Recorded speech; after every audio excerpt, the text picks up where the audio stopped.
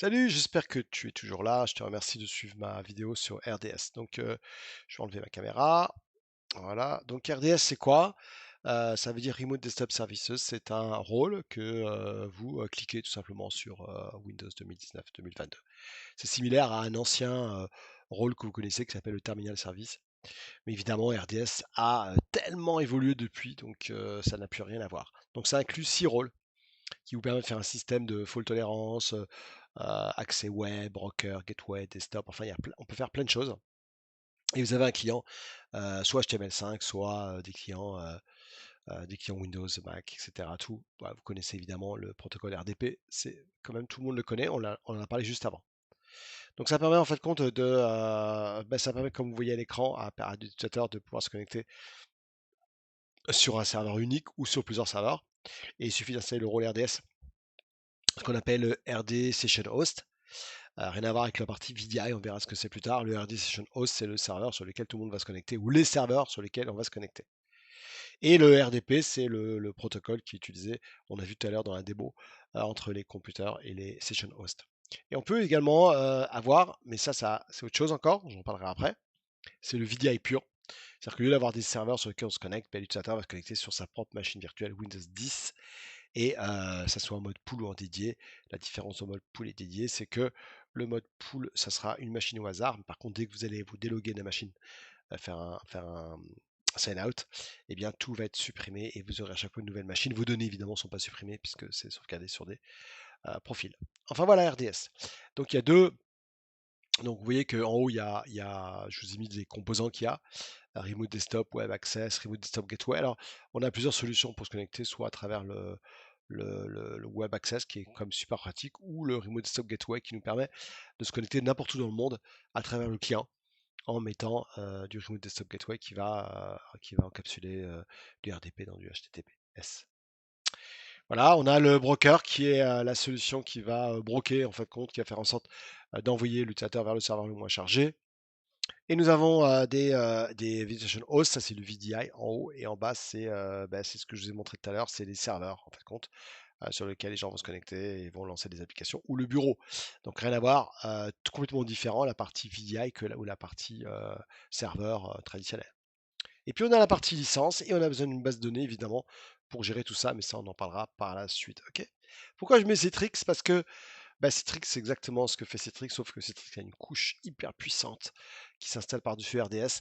J'ai plein de cours Citrix, donc si franchement je vous conseille de les suivre, ils sont top du top.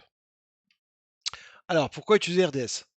Alors, c'est en anglais, j'ai fait exprès de le mettre en anglais, d'accord? On va essayer de voir pourquoi utiliser RDS et qu'est-ce que ça apporte comme intérêt.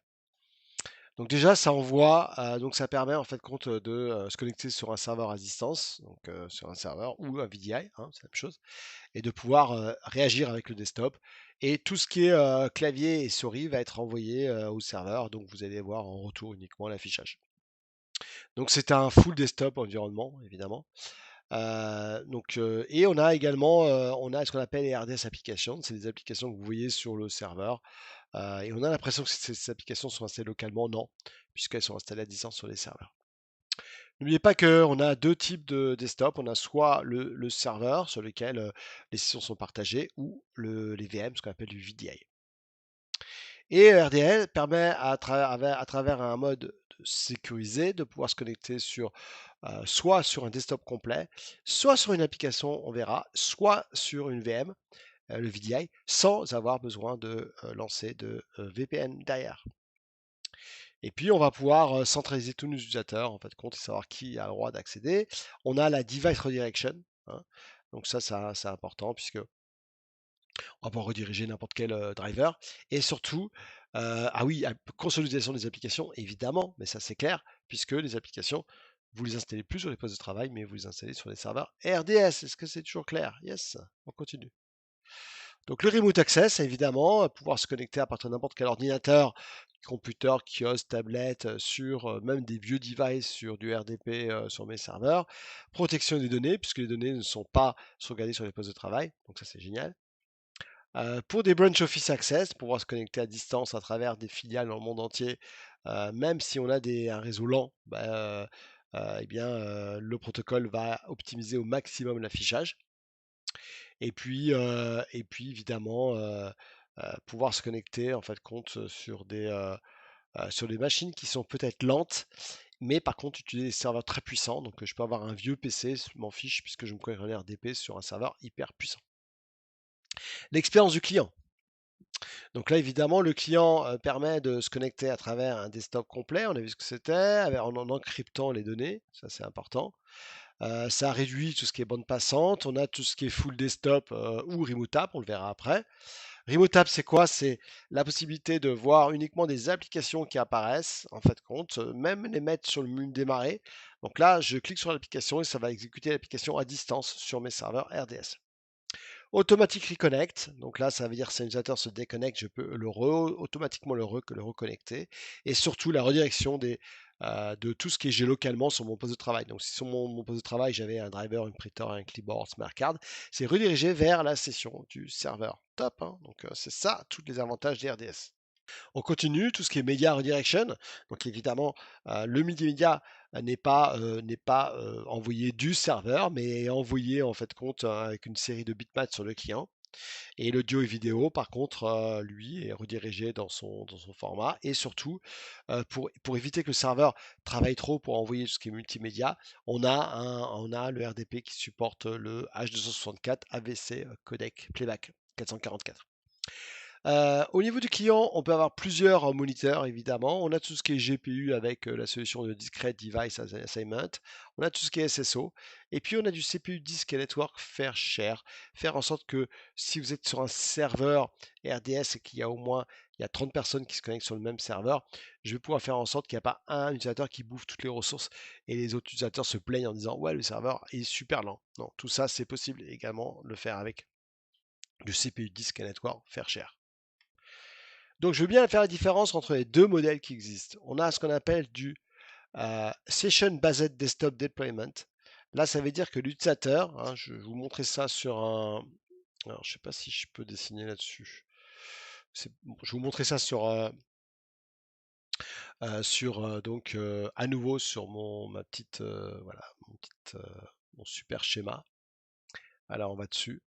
Donc on fait bien la différence hein, entre ici le Session Based Desktop Deployment, ce qu'on appelle le RD Session Host. D'accord? Donc RD Session Host, qu'est-ce que c'est hein? Je vous remonte une dernière fois pour ceux qui n'ont pas compris. Je ne sais pas si je peux faire un CTRL Z. Alors, on va peut-être tout enlever, comme ça sera plus simple. Hop, hop, hop, hop, hop. Est-ce que je peux enlever d'autres choses? Non, je suis limité, je crois. Bon, c'est pas grave. Donc, je vais juste ouvrir mon Black Windows. Voilà, très bien. Donc, la partie ici, Session Based Desktop Deployment, donc Session Based, c'est avec un serveur. Donc, Session Based par session, c'est vous installez RDS sur un serveur 2019 ou 2022. Voilà. Gonflé hein, celui-là, parce que si j'ai 50 utilisateurs qui se connectent dessus, forcément. Et là, j'ai mes 50 utilisateurs. On va changer peut-être la couleur. Faire un truc un peu plus sympa. Donc j'ai mes 50 users. C'est marrant, ça fait comme dans les premiers films en 3D. 50 utilisateurs qui vont se connecter en même temps là-dessus. Donc ils vont chacun ouvrir une session. Donc une session, c'est vraiment un endroit complètement protégé. Hein. Et chaque utilisateur va lancer par exemple Excel, Word, PowerPoint, etc. Tout sur mon serveur. Et là, j'ai deux solutions. Donc quand à partir de mon ordinateur, je me connecte sur mon serveur, soit j'ai tout le bureau qui va apparaître. Donc j'aurai ici une fenêtre qui va apparaître sur mon écran. Donc là, imaginons que ça c'est l'écran de l'utilisateur. Donc là, j'aurai un menu démarrer qui va s'afficher. Et c'est le menu démarrer de ma session ici de mon serveur. L'autre solution en Session Based, c'est tout ce qu'on appelle Remote App. J'espère que vous comprenez mon écriture. Hein. Remote App, c'est quoi? Ben, c'est que sur mon serveur ici, j'ai installé une suite d'applications. Donc imaginons que sur mon serveur, j'ai installé la suite Office, donc Excel, Word, etc. J'ai installé, je sais pas moi, du SAP, voilà. J'ai installé des solutions, par exemple, de gestion de stock. J'ai installé des solutions de type Sage. Vous savez, Sage, c'est très connu en France, hein, Sage. Voilà. Et, eh bien, en Remote App, quand l'utilisateur va se connecter à partir de son ordinateur, il va d'abord être connecté sur une fenêtre, voilà, une fenêtre comme ça. Et cette fenêtre-là, on appelle ça la web, RDS Web, RDS Web, Web, merci. Et là, je vais voir apparaître, si j'ai le droit aux applications, je verrai apparaître ici un icône avec Excel, un icône avec Word, un icône avec la gestion de stock, etc. Tout. Et quand je clique par exemple sur Excel, eh bien, sur mon écran va apparaître Excel. Uniquement Excel, hein, pas le bureau complet. Ça, c'est Session Based. Alors attention, le deuxième, c'est VM. Alors, VM Based, ça n'a plus rien à voir. Ok. Le VM Based, on va faire un petit trait en bas pour bien séparer les deux.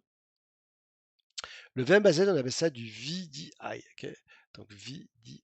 VM Based, ben, c'est que du coup, il va vous falloir évidemment un hyperviseur, donc par exemple Hyper-V, VMware. Et puis, donc imaginons que vous avez des gros serveurs physiques, hein, c'est le but, hein. De toute façon, lui aussi, il est sur un serveur physique, on l'a vu tout à l'heure. Je sais pas, vous avez des gros serveurs ici, ce qu'on appelle des serveurs avec, par exemple, Hyper-V ou avec VMware. Donc, VMware, c'est vSphere, hein, le produit, ou avec Xen, ou avec Nutanix Acropolis. Acropolis, c'est un produit de fou ça. Eh bien, en VDI, je vais créer des petites machines Windows 10 à partir d'un template. Et par exemple, je sais pas, moi j'ai 200 VM qui tournent là. Alors il faut que mes 200 VM tournent sur un serveur physique, il faut de la place, hein. Et où j'ai 200 VM là. Donc par exemple, j'ai 400 VM. Eh bien, le même principe, l'utilisateur à partir de son poste va se connecter ici sur là, et il va se retrouver avec une machine, cette fois-ci Windows 10, mais qui sera propre à lui. C'est-à-dire que l'utilisateur qui s'appelle par exemple Sophie, ici, va venir se connecter et va se connecter sur cette VM là, ici, là, dans lequel il y aura sa machine Windows 10. C'est comme un poste normal, et puis bah, voilà, il va bosser, etc. Tout. Et puis soit en mode pool, soit en mode dédié, ça on verra tout ça. Ok, donc ça c'est vraiment la partie VDI. Est-ce que c'est clair pour tout le monde? Yes? Oh bah c'est top. Alors, je vais vous parler des différents rôles maintenant, parce que bah, vous êtes là en tant que technique. Donc on va voir un petit peu les différents rôles qui existent, et puis on va commencer à installer notre première infra. Ok, donc à tout de suite.